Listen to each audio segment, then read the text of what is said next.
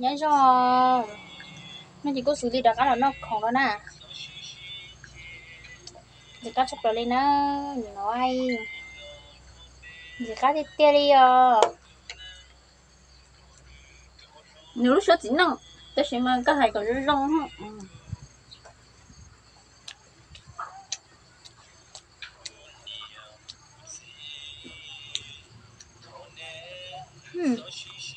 sủi sẽ bị liền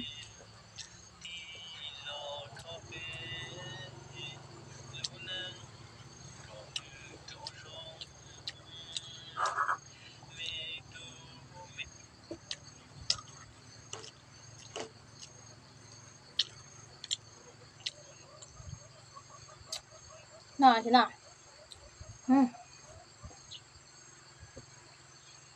quá hấp dẫn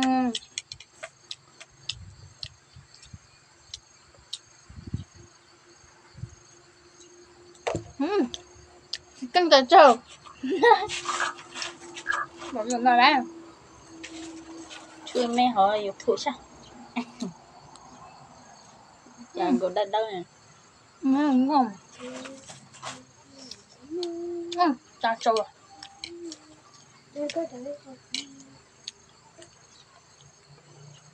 cái tia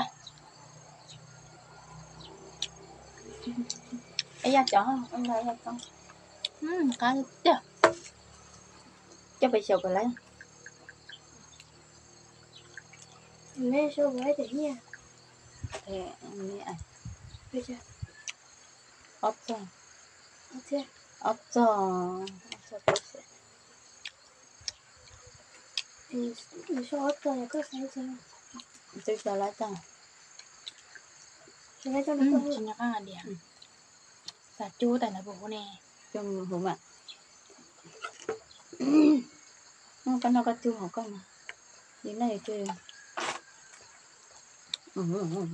chân đéo rồi cũng chuẩn nhà em sẽ là cho trốn đủ cũng nói cho đủ rồi chị trốn đủ là nhà sẽ có xong đây giờ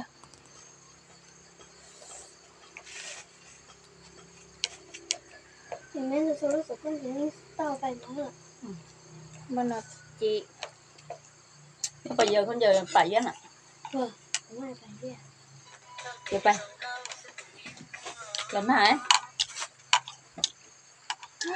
nhưng giờ chỉ nó rồi cái nha tao nó tao rồi là giờ là khuẩn này thôi cho chưa trước chú linh chưa hả cho chị giờ cái tới rồi cái chồng này cái chồng này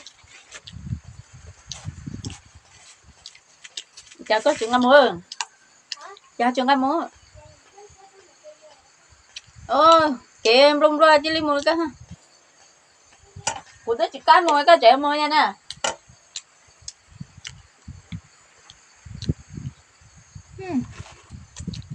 cá tươi tươi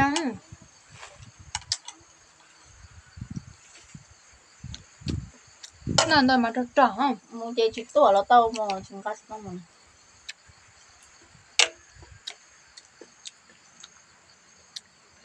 chả tự yên còn lúa cá nha em bắt đầu chỉ cá à chỉ cá ơi thì dùng mất thì này đi luôn nó lên sen lên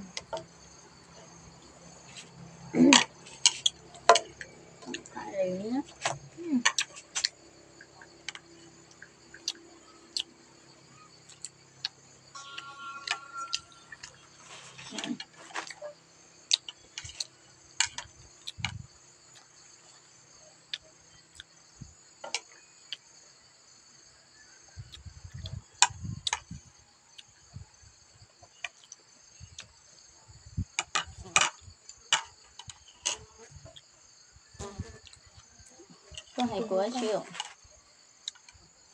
ok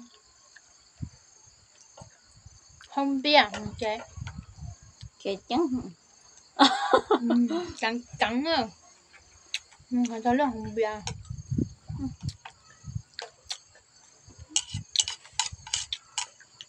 của lúc xịt trắng á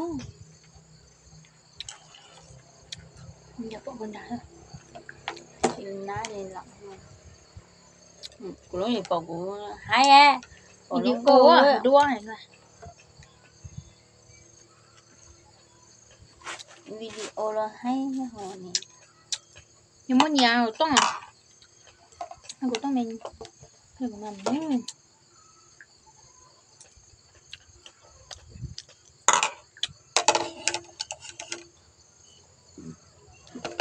Nó bao nhiêu đô Ô video đó cho sắp tại nó.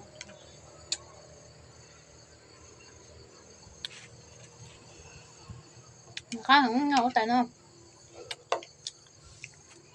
Nó cũng đang đến nọ chúng có nên bỏ. chua chả đem bây giờ nó chơi sao hả không không chịu quá kia có gì bánh nữa kem Bây giờ nó chỉ có nấm chiêu à. kem Lên cho một thì nó này sẽ làm gì không có cho một chảo vậy đấy cho nó ầu nó chứa thì không hai quả hai có hai tòn này ba của thằng cơ của cho trang tôi lấy đồ của đẹp muốn quà của gì của thằng cơ nếu làm gì cũng mua của trong mang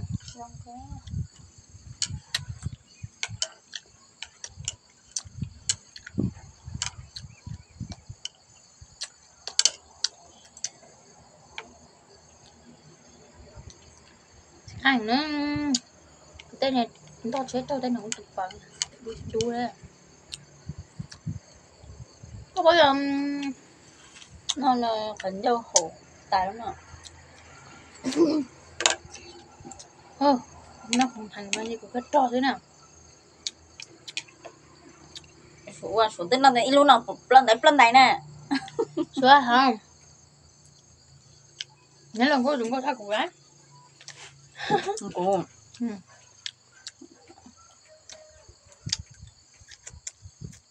cô trai không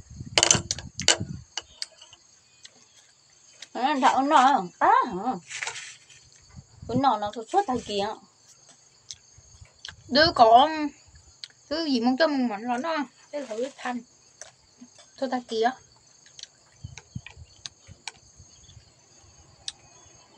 nói này bao giờ nói gì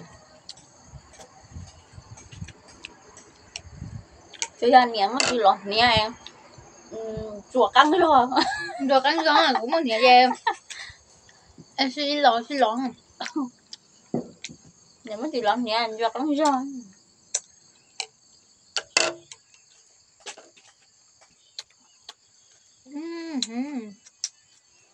nơi dằn ở vô kêu rồi rồi không chuyện là đối phó không nè nè nữa sẽ còn nào cá hấp lên của trò ra cái bộ bó thằng chất bàn rồi đâu nó cũng cho ra cũng nấu cho nó bỏ phôi mà của chê trò cho khó gì ra tin còn gì đi tao tin của tiêu đó hầu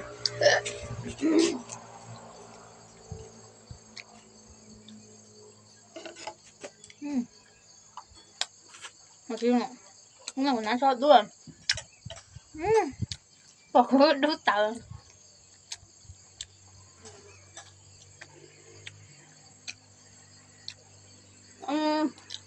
nó bé hơn chẳng lần nó lại nó không bịa ha lúc tay cô chó chơi ha ấy cho cô chó khăn nhá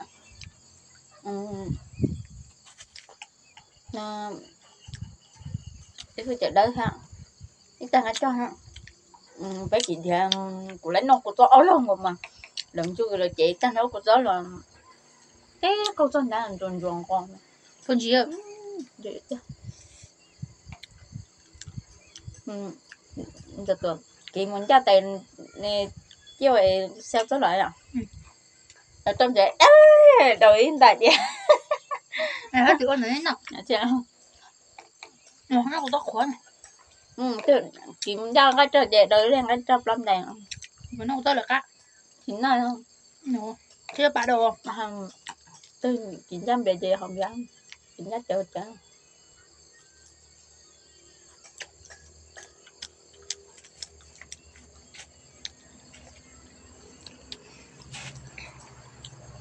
Yêu không tôi chuyện này như vậy ai tấn công nữa.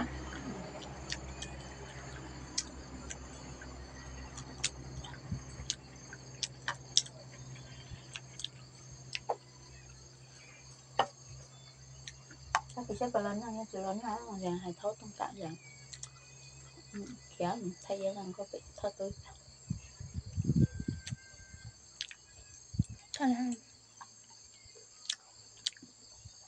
Có số tông quần chăm phù thay vào lắm à. Rồi trắng. Cái này té nó đã các cái hồ thành xanh.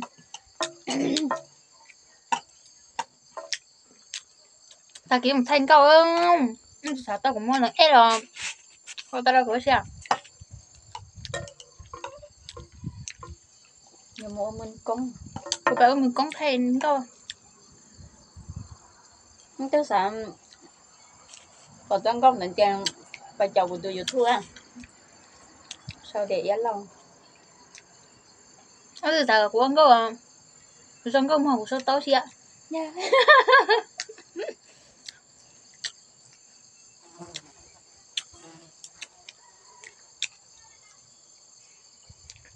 Cái này nó chỉ ra thì mà sốt bác. mà ta mình lên của nó sợ xuống Đúng rồi, mò kìa, mò ô chảy. Nó ngon nữa cả. Ai? bao chỉ một nè nó mặn chưa. Nhiều đấy là nhiều người không đâu được. Đúng nào cũng cho chị phụ không lại không luôn. Thế nên chị khó tiêu là khó đun trứng nữa. Nhớ là của tôi muốn nhớ cho bằng miệp là ngon lắm. Chắc các bạn nghe yêu rồi sao? Chụp bằng tô đó lo rồi lui xẻ họ chụp bằng tham ăn đái lui cái chứ. Lần có lo lên lốt tay nó chê. Thật sự này rùa chê. Lâu rùa hẳn. Thế cho chị lúc con có trả lúc con lo con chụp bằng cái tay hả?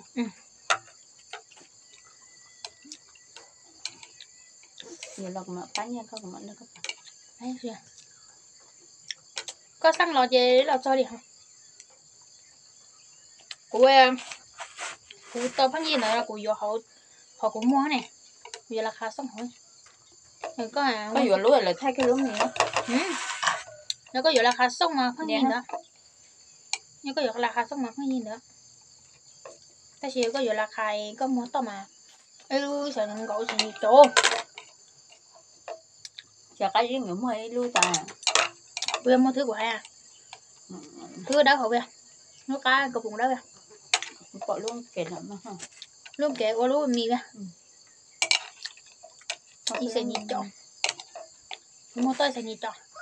Hai của vừa trên mới là khảo gì lúc sáng.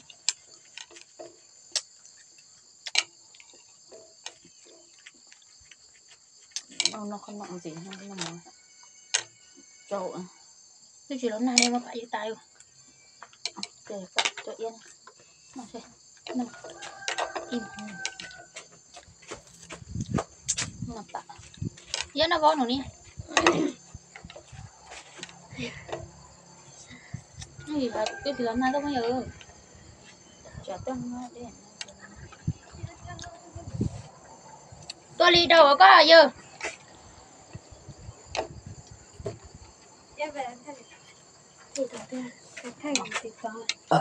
có to đi tàu của đi Đấy chả cái chim nó ấy xem mà chả mỗi lần có thay cả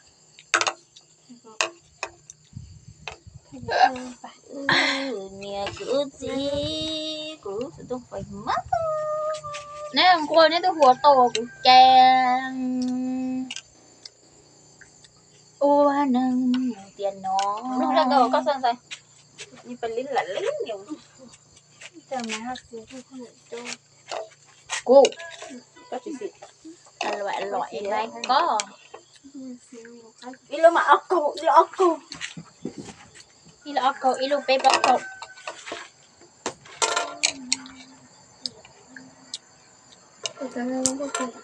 không đâu mà ta chê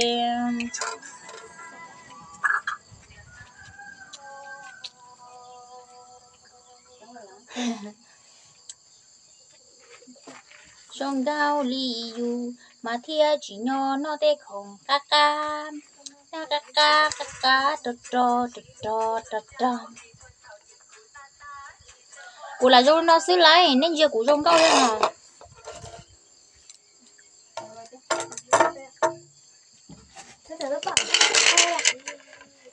sầu nó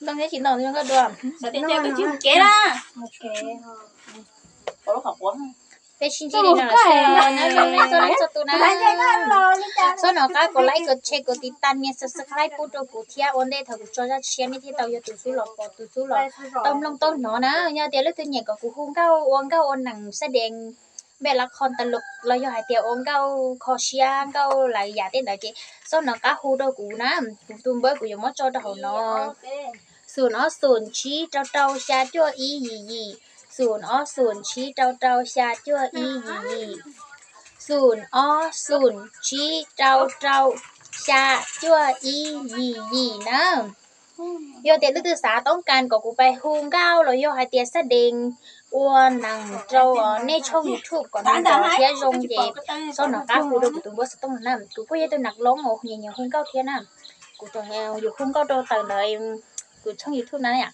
chị tứ kiềm nó chỉ tao cho nó nấy sữa chẳng nói đúng rồi nè